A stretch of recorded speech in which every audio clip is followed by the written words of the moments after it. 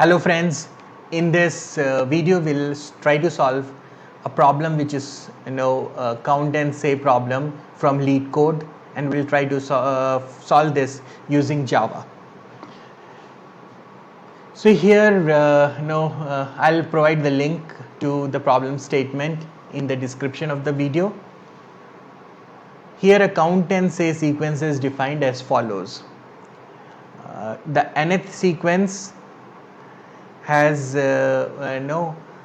is defined in the way how you say the n minus 1th sequence. So assume there is n minus 1 sequence, which is this string. The way you say this string is 2 3s, 3 2s, 1 5 and 1 1. So here 2 3s, 3 2s, 1 5 and 1 1 when concatenated forms the nth number of the sequence, and this is assuming is n minus 1 sequence number. So a few other examples are n equal to 1 and output is 1. So this is the base case where the first number is 1, and for subsequent cases when n equal to 4, for example, the output should be 1 2 1 1. The sequence starts from 1, 1 you say as 1 1. You generally don't say 1 as 1 1, you say 1, but yeah, here in this particular problem you have to say 1 1. Here you say 1 2 1s, so the third item is 2 1, and the fourth number would be 1 2 1 1. So 1 2 1 1. So let's try to solve this problem.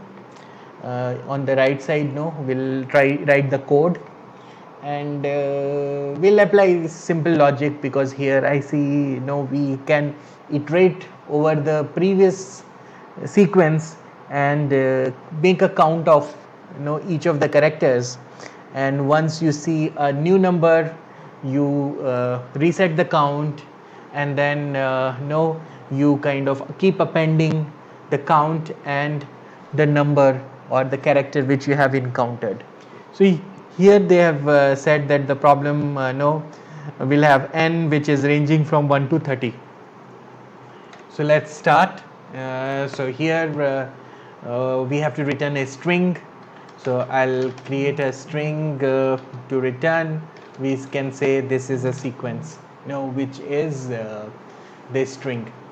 We can initialize it when you have n equal to 1, we can return just this string 1, and for higher values of n, probably we have to iterate a loop I to I less than n and I plus plus.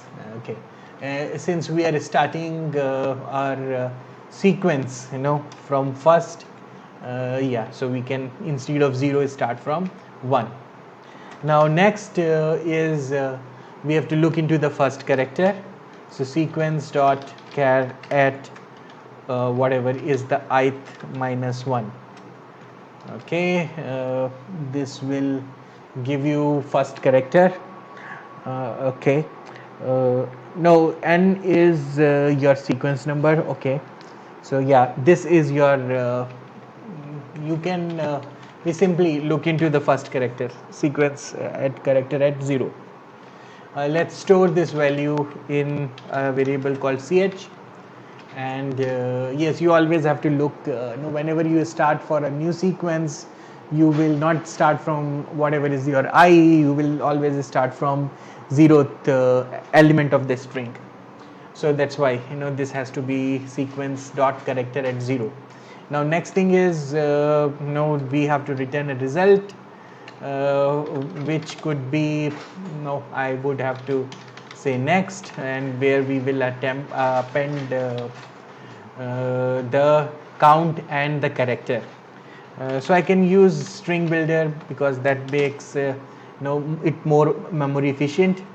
So we say new string builder, and I will just return this later, but before that we also have to use a variable to count the occurrences of the characters, and since we have encountered it, whatever is to begin with, all the counts have to be 1, right? Because you will analyze characters which are occurred in a sequence, and you will have it and first count, right? Always count will start from 1.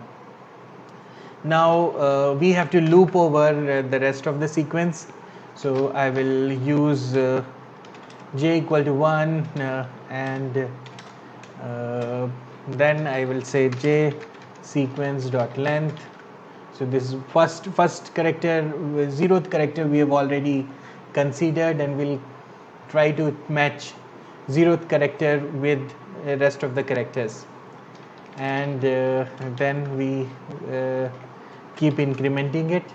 And now there could be two conditions. One is our character which we are considering is equal to the character at whatever no, if it is equal, then we increment the count, okay? And otherwise what we do is we have found a different character, so we have to say now reset the character to whatever we have found, which is a different character, and we reset the count again to 1, because if we have counted previous character more than 1, we have to reset it. And before resetting, before doing all this, we have to capture your previous score, because that is what have to be returned. So we say next sequence will have the count. First we have count, so append whatever is the count, and then we append the character ch. So this is your sequence, okay? Now once you have gone through the entire loop and inner loop, this will complete all the sequence. So you have to return that particular sequence, which is next dot append and count and append, because for last element you have to do the same thing, because once you reach the end of a string, you still have to store it. So I have to put it like this, okay?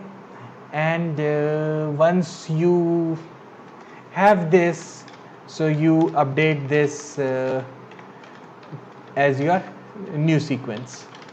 So your next will become your sequence. So in the next iteration you will consider the second sequence. So you keep repeating this process n times depending on what's the value of n. So if it's 4, then you will do this 4 times repeatedly to form sequence. So like this, so you will run it for count 1, count 2, count 3, count 4. So let's see if this particular solution works. So I'm just running it to see first the compilation errors. Okay, I have to return it.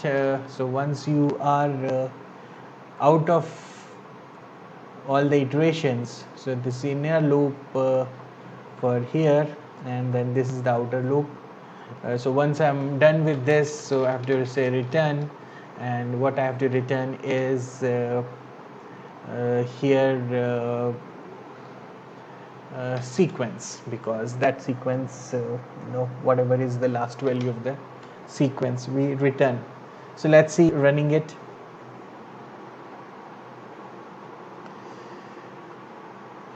Okay, return so some problem, let's see.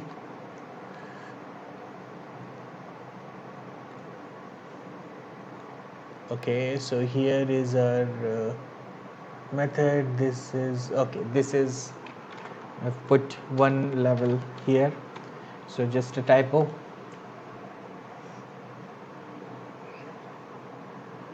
Okay, so I prepared a test case here with value 6. Let's say what happens for 1.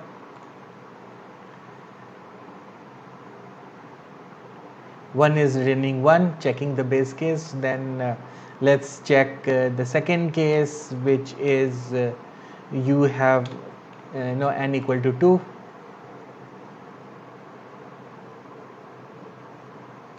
And yeah, that's also good. Now we'll see 4. So yes, looking good. So I'm ready to submit it to run all the test cases and see whether the solution is accepted. So yeah, I see the solution is accepted, and hope you enjoyed this problem. And in case of any queries, feel free to share it in the comment section. Thank you.